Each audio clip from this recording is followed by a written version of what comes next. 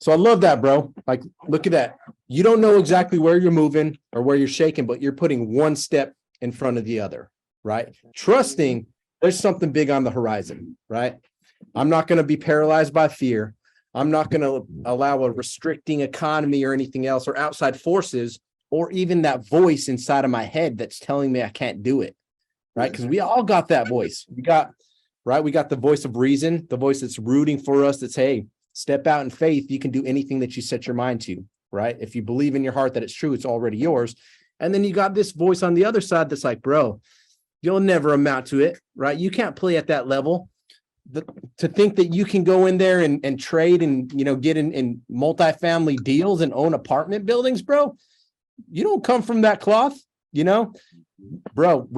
Right now, we need to train our minds, right, to listen to that voice of faith, right, to listen to that higher frequency, because we got a mess of noise right now coming in, right? The media, what do you think the media and the news, what is the main agenda? It's to keep us in fear and paralyzed, right? So we remain a victim to the system.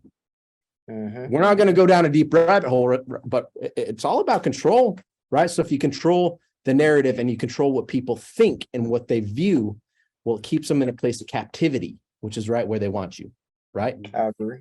It's called brainwash. So we got to unbrainwash ourselves. It's it, dude. Straight up. We have to unbrainwash ourselves, right?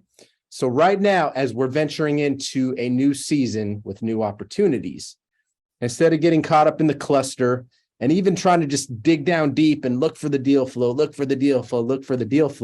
there's times that we have to detach ourselves and take a step back from the situation, right? A time to reflect, to refresh and refine our mind, right? Because without a clean palette, you're not going to have a clear vision of where you're going, right? There's always going to be mixed messages and distortion and anything else. You got to be able to clear the chaos out of your head. And the only way that you do that is getting in a quiet place, right? Getting in a place where you can meditate, read, set and write down your goals. Where are you going? Where do you plan to go in the next 12 months, right? Now, 12 months is a pretty broad way to look at it, right? The goal is to see big and begin with the end in mind, right? So Trevor Mock, I don't know if you guys know Trevor Mock of Investor Carrot, but he's like their website's probably the go-to website for real estate investors in the space, right? And they built a powerhouse out of it, right? Where I look back at it now and where technology's evolved, I mean, there's CRMs that have websites and automations and phone numbers and everything built in for the same price that Carrot offers, but just their value proposition and the way that they position in the marketplace, it's incredible. But at the end of every year, Trevor Mock does a goal setting and a vision planning workshop that for 3 years straight I attended, right? And it's all this stuff is regurgitated, right? It's stuff that you see in leadership organizations and stuff across the board, but you want to begin with the end in mind, right? So vividly picture, where do you want to be in 10 years from now, right? What does it look like? What does it feel like? What smells are in the air, right? Where are you at?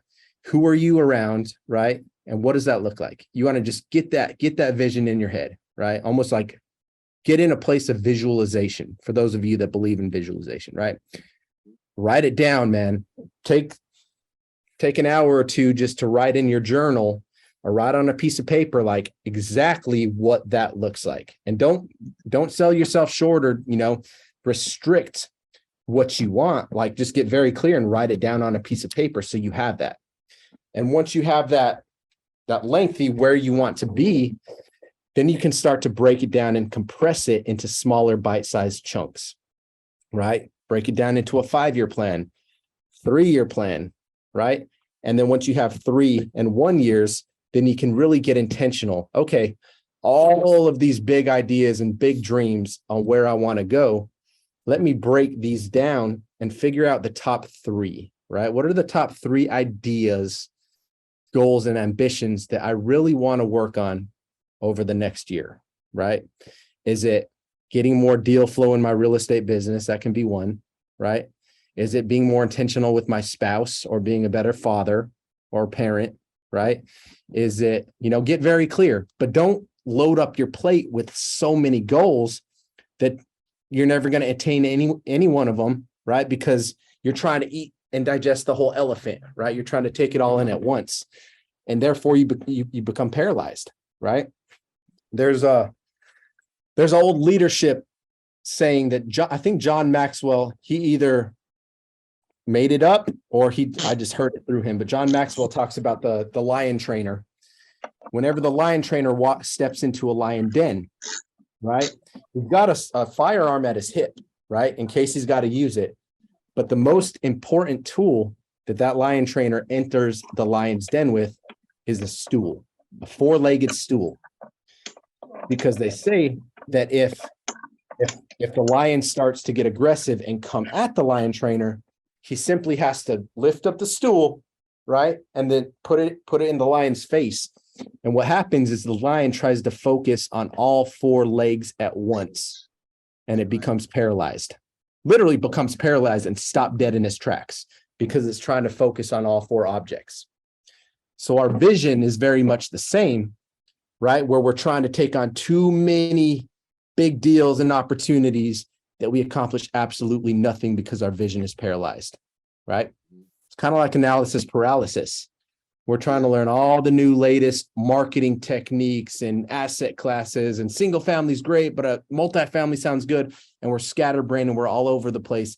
And guess what? As a result, we accomplish absolutely nothing. So the importance of breaking down your big, huge, hairy, audacious vision and compressing it into something smaller, right? And then just taking out the top 3 ideas and goals that you want to focus on this year. And I say this year, but think about the year. To literally plan out 12 months from now, it's a long freaking time. I'm going to be honest, right? There's a really good book. It's called The 12-Week Year. I'm going to put it in the chat. 12-Week Year. This book is a game changer. For those of you that are avid readers, open this thing up, right? And he talks about, a lot of goal setting and mindset type of stuff. But he says, look, 12 months is a long time, right? And it's good to be intentional. It's good to set your goals and really plan out what you want to accomplish and put first things first, right? Identify those most important tasks that you want to accomplish. But he claims that if you compress that into a 12-week year, which is a quarter, right? That 12 weeks is 3 months, that you could literally accomplish in that time frame as much as most people accomplish an entire year. That's what's up. But you have to be intentional with it, right? You start big, right? Big vision. Where do I want to be in the future? And then you start to compress it into something a little bit smaller, and then once you have your full year at a scope and you got your top 3 ideas or things that you want to go after, well, let's go ahead and put these on the paper and let's game plan for the next 12 weeks and figure out how we can hammer out and tackle these dreams, right? To really break it down, that's my best way of translating the way that I look at and the way that I game plan when I'm going into a new season, right? So right now, instead of getting caught up in the chaos and the hamster wheel, as I call it, right? Just spinning, we get caught up so much inside of our business, trying to build a business, right? That we become a slave, we become a rabbit or a mouse or a rat spinning on a freaking wheel. Right? And you're getting nowhere because you're doing the same damn thing over and over and over again, thinking it's going to continue to produce results. But the skill sets that brought you. Neville Goddard, he got a big one. Neville Goddard got one that I listen to constantly called wealth consciousness, right? So yes. I used to be the guy to write in the notebook, I'm a millionaire all the way down, right? But if your mindset ain't geared to that statement, it's not going to stick. So you have to have this set called wealth consciousness. So every 5 minutes a day, and I have alarms for it that's set up, that I just say wealth and success. I don't make it broad. I make wealth and success. I'm making my brain comprehend what I'm asking for. I am a millionaire. Yes. When you think about it, that's a large spectrum. That's a very, very large spectrum. But if you put your mind to understand smaller things first, or determine, my best friend told me, great contract. He told me this all the time. Jamal, throw your stone where you can reach it. Throw your stone, walk a little further, pick it up. Throw it again, walk a little further, pick it up. But that's building wealth consciousness. So like Ben is saying, you can do all of this stuff and be busy and be smart and all of that, but you have to set parameters in your mind or shift your paradigm. That's the word I wanted. Paradigm shift. You have to shift paradigms where your brain understand what you're going for, no matter if it's a negative vibe against you. Okay, I didn't get that deal, but I know I'm gonna get one. I'm gonna go this way, but I know I should be going that way. You have to set your mind to accomplish the small things that will catapult you to the big things. Remember that term, y'all. Wealth consciousness is very, very important. Huge. That's big, right? And repetition, right? Because our mind is a muscle, right? And so the only way that we're going to pattern interrupt to the point that it literally carves out new grooves inside of our mind, right? To get away from old habits, to get away from old ways of thinking. The only way that we're going to pattern interrupt is by doing it over and over and over and over again, right? And not everything, not all the things you want to achieve, but those top 3, right? Or whatever your affirmations, whatever patterns you want to ingrain in your mind, right? I am wealthy, I'm successful, I'm, an amazing parent, amazing father, whatever your top things that you want to focus on. There's a cool app that's called, what is it called? Think Up. And you can literally record your affirmations onto the app, right? So some mornings when I wake up, I just throw in my earbuds and it reads back your voice that's speaking to you, right? And then it just in patterns, right? It reads through the whole thing and then it recycles again, over and over again, right? And we're literally convincing our minds, right? We're convincing our minds that it's true because we're rewiring the patterns inside of our mind, literally, right? To think on a higher frequency. And to do that, we got to break some of the very, very deeply ingrained thoughts, beliefs, and old paradigms.